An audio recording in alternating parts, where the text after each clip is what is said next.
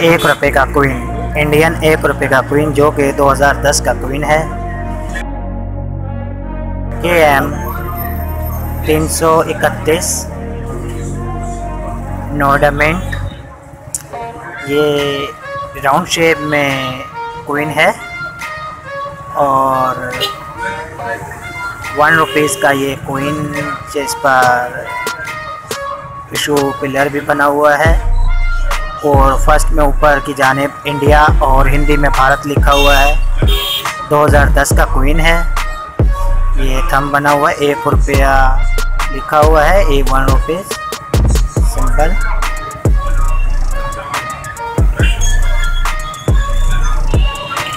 और ये 25 mm का क्वीन है, इसका जो डायमीटर है, और वज़न है इसका 4.85 ग्राम,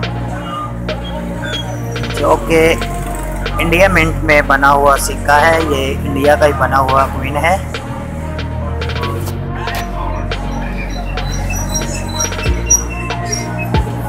खूबसूरत और स्टीललेस क्वीन है, स्टील का बना हुआ है और शाइनिंग देता है ज़्यादा।